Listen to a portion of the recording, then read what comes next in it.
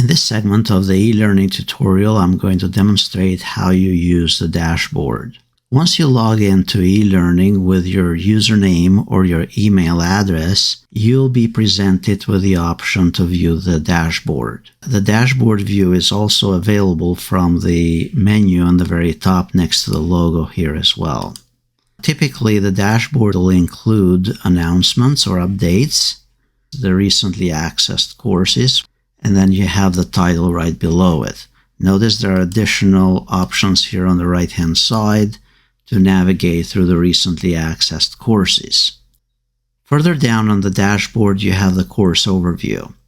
The course overview is going to give you a listing of all the courses where you can choose to display them a certain way, whether using the card view, which we are currently seeing, or list view or summary view.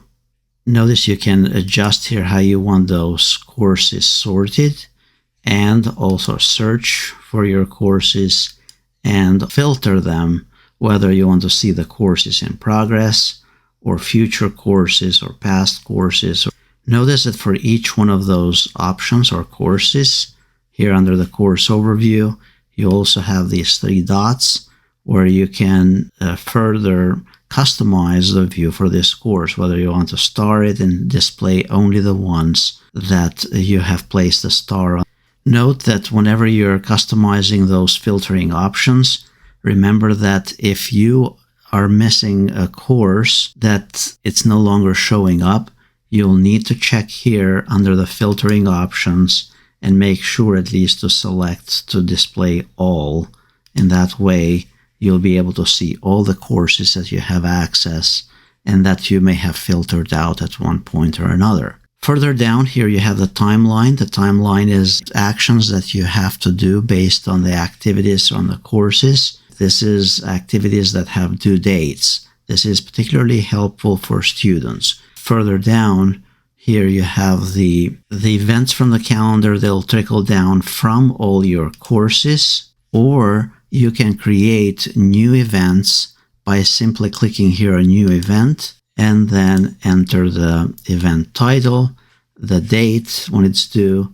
You can put a description for that event, the location. Now note on the right-hand side of this, you also have the block drawer.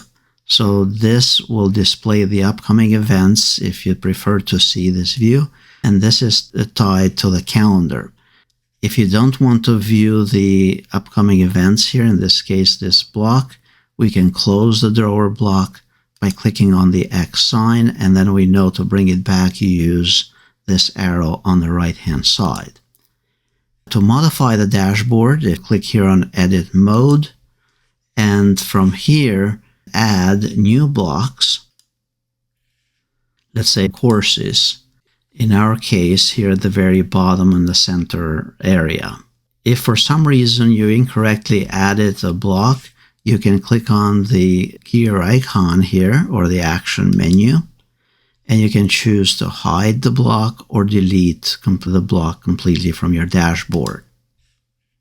You can also rearrange the order of those blocks. Let's say the course overview, the list of all courses, you want to move it up. With the edit mode on here on the top right, you click on this arrow icon in front of the action menu, and then you drag this up where you want it, and then turn off the edit mode, and this is how it will display all the time.